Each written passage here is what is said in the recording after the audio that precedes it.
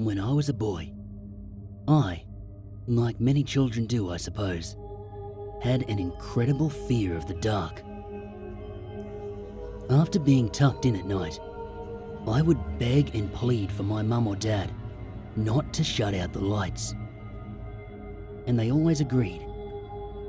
That is, until the start of my second grade year. My parents decided that I was a big boy now, and I needed to learn that the dark was nothing to be afraid of. To help with this transition, my dad bought me a very bright nightlight for my bedside table. I absolutely hated the idea of just having the nightlight on at first, but after my mother shut off the room light switch and showed me how bright the nightlight was, I warmed up to it. That first night, with only that little light by my bedside, is a memory that I can recall with certain clarity after all these years. For that night marked the first of many visits from the knocking girl. The glow of that little light was comforting, like a beacon of safety in the dark. It made me feel safe, and before I knew it, I'd fallen asleep under its protective glow.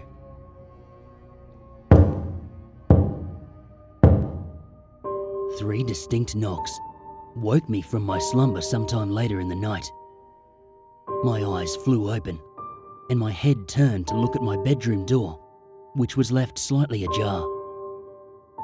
The only thing there that intruded was the light shining in from the lamp in the hallway. And then, once again, came three sharp knocks from somewhere beyond the foot of my bed. I shot up in a sitting position and stared past the foot of my bed at my closet door. Thanks to my adolescent mind, I wasn't sure exactly what to do. I just sat there, staring at the dark wood of that door, only partially illuminated by the light at my bedside. And then, once again, and so abruptly it made me jump, came three knocks. Only this time they were louder, and the time between each separate knock was greater. My breathing became heavy, and my heart pounded. And just as I was about to call out for my parents, I was cut off. A soft, but somehow warped, little girl's voice called out from behind the closet door. Let me come out, Joshua. I'm so lonely. I screamed. I screamed louder and harder than I ever had at the time, or ever since. Both of my parents burst into my room and asked me what was wrong. But I couldn't answer. I just kept screaming. It took some time, but eventually my parents calmed me down and I was able to tell them what happened. They of course told me that it was just a nightmare, but I was not having any of that. I told them I was never sleeping in my room ever again. My father, being the progressive problem solver that he was, however, fetched a screwdriver from his toolbox and began taking the closet door off its hinges. Once the door was off, my parents stayed with me until I fell asleep. The knocking girl, she never returned to my room after that night. But she never left me alone either. I found out the very next day a couple of rules about the knocking girl. The first one was that it didn't have to be dark for her to visit me. The second rule is that it doesn't have to be a closet. The day after I was first visited by my knocking nightmare, I was sitting in a bathroom stall at school. It was just after gym period, and the physical exercise had helped move along that morning's breakfast to my lower intestine, and I was pretty thankful when I found the bathroom empty. I was just finishing my business when I heard the echoing footsteps of someone entering the bathroom. I froze in my seat. It was clear from the slapping sound on the floor that whoever the new arrival was, they were barefoot. I waited as the footsteps drew nearer to the stall that I was in, which was located at the very end of the aisle and up against a wall. I decided to call out then. "Hello?" I received no reply, only the slap, slap, slap of feet on linoleum. Somehow, the silence was more frightening than if anything at all would have answered me. I didn't call out any more after that, but out of instinct, I picked my feet up slowly off the floor and scooted as far back on the toilet as I could, placing my feet on the rim of the bowl.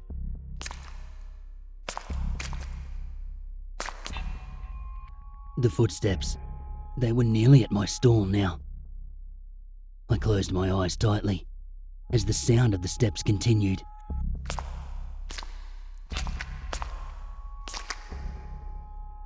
Whoever was out there was now directly in front of my stall. I kept my eyes closed and hoped that the intruder would just leave. And then, a familiar sound resounded throughout the bathroom and stopped my breath in my throat. 3 hard knocks pounded against the door to my stall. And then it came. That same warped voice. Joshua, there's nothing to be afraid of. I only want to make you my friend. Tears began to freely fall from my closed eyes, and I shouted, "Go away!" Joshua, the voice replied. don't be like that. If you don't let me in, I'll have to come in there after you. That threat made me open my eyes, and what I saw under that stall door made me scream until I sent myself into a panic attack and blacked out. Under the stall I could see 2 bare white feet, but that is not what caused me to lose consciousness. A face stared at me from under that stall. The face of a girl with wide, glaring blue eyes and a mouth that had its bottom jaw removed so that her tongue hung down and swung loosely from her open maw.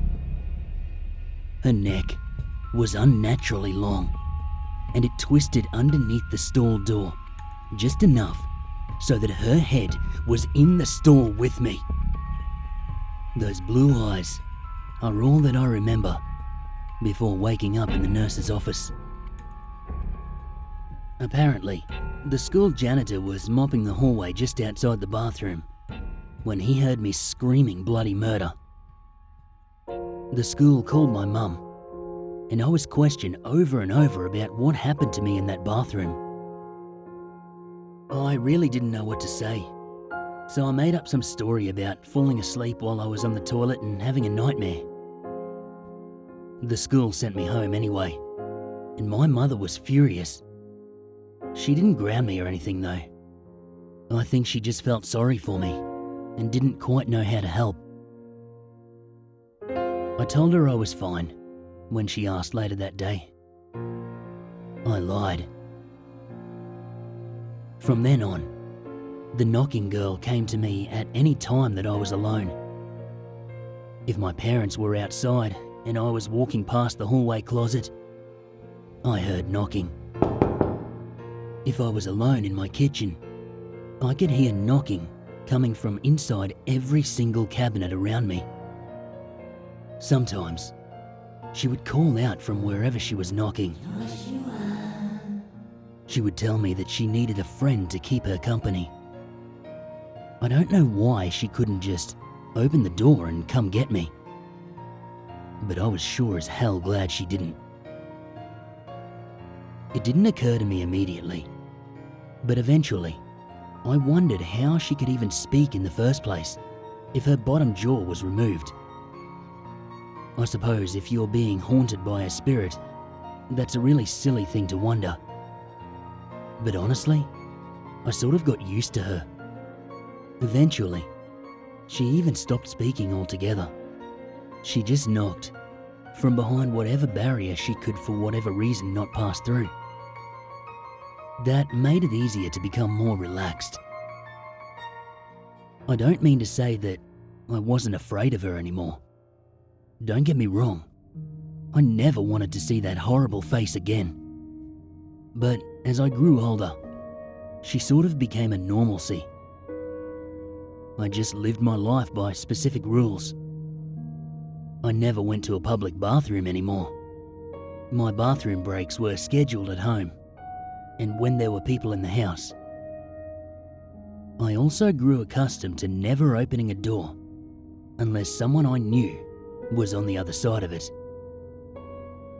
And then, when I was 10 years old, the worst happened. I was staying all night at my friend Reggie's house. Yes, I had friends. Despite being known as the kid that passed out in the bathroom one year, I was popular enough. I never told anyone about the knocking girl though. That's probably why I didn't have any trouble making friends. God, I wish I would have. Reggie and I were sitting in his basement, playing Nintendo on the small TV, when Reggie decided he was going to get us a couple of sodas. He opened the basement door and bounded up the stairs, shutting the door behind him as he did so. I continued playing until I heard a loud knock from the front door.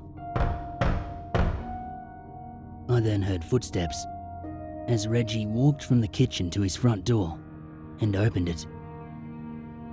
I heard the muffled noises of what I took as a quiet conversation. And then, the front door slammed shut. All of this happened, but I was only half paying attention, as I was pretty immersed in my game. I heard Reggie walk back to the kitchen, and then after a moment, I heard footsteps on the basement stairs again. And then, from the bottom of the door, rang out 3 hard knocks. I froze, and my heart raced in my chest as my thoughts immediately went to the knocking girl. "Reggie?" I called out. Yeah, man. Could you open the door for me? I brought down some snacks too and my hands are full. It was Reggie's voice, all right. And although he sounded a bit off, I assumed it was from the strain of holding a load of junk food. "Hold on just a minute," I said, getting up off the couch and walking over to the door. Before I could reach the door, however, he knocked 3 more times with his foot. "Hold on, I said I'm coming," I said, a little irritated. But then I stopped, just before my hand touched the door handle. A half-formed idea was brewing in my mind. A mystery that I had been wondering about for quite some time, but I was just missing one piece of the puzzle. A piece that I would never have because it would mean endangering my own life. I hoped I was wrong then, but I thought that Reggie must have unwittingly provided that first piece when he answered the 3 knocks at the front door. I then knew how the knocking girl could speak without a bottom jaw. It was likely that the voice I once thought belonged to her never did. There was a sizable gap at the bottom of that basement door, and I fell down on my hands and knees to peer under it. And when I did, I was met with the immediate sight of 2 piercing blue eyes. I threw myself back and scooted on my butt all the way against the far wall as the basement door began to immediately be assailed by a flurry of angry knocks. I could hear a voice from the other side of the door shriek as the pounding on the door grew louder. The voice was not quite the knocking girl's and not quite Reggie's, but an amalgamation of the 2 voices, along with several others. You will be mine, boy, if it takes me 100 Yes, you will be mine. The myriad of voices assaulted my eardrums, and I had to cover my ears because the pounding and screaming became too loud. My heart began to race, and I began crying loudly as I was stricken by my second panic attack, and I fainted. I woke up sometime later in Reggie's living room, surrounded by my parents, as well as Reggie's crying mother, along with some policemen in uniform. The police asked me questions, while my dad stood by listening to the interrogation, and my mother tried to console the woman who would never see her son again. They asked me if I remembered what the intruder looked like, and they asked me how I kept the door barred while they attempted to break it down. I didn't really know what to tell them, so I just shrugged and nodded to most of it. I was confused and scared. I didn't know how to tell them that there was no conventional intruder. Why would they believe me anyway? I later found out that Reggie's mum had left the house just before Reggie came up to get snacks for us. She needed to get some milk for the dinner she was going to prepare for us and thought that we would be fine in the 5 minutes it would take her to get back. When she got home, she found the basement door had several scratches and indentations in the wood. She found me at the bottom of the stairs unconscious and immediately called the police and the ambulance. While she was on the phone, she frantically searched the house for Reggie. Like I said, she never found him. I felt bad for Reggie, and I felt bad for his mum. But I didn't know the knocking girl would come after anyone else. How could I have? Still, I wish I would have said something, even then. If I had, maybe Reggie would have been the only disappearance that I would have to mourn. That day at Reggie's house was so long ago. I'm a fully grown adult now, living in my parents' house that was left to me in their will, after they too disappeared. Every door in the house is removed, of course, except for the front and back door. Tonight, I'm opening my 3rd bottle of whiskey this week. It's always easier to handle the nights when I'm toasted. Tonight will be like every other night. I will sit in my easy chair, facing the front door, and I will wait for the knocking girl to come. She always does. Sometimes she speaks in Mum's voice. Sometimes she speaks in Reggie's voice. Sometimes she speaks in Dad's voice. And sometimes she speaks in a completely different voice that I may or may not even recognize. But she always knocks, entreating entrance into my home. I have dealt with the knocking all my life, and at 33, I have grown quite tired of the knocking. With each bottle of whiskey, I believe I am growing closer to answering that knock. Maybe tonight will be the night that I let the knocking girl inside to play.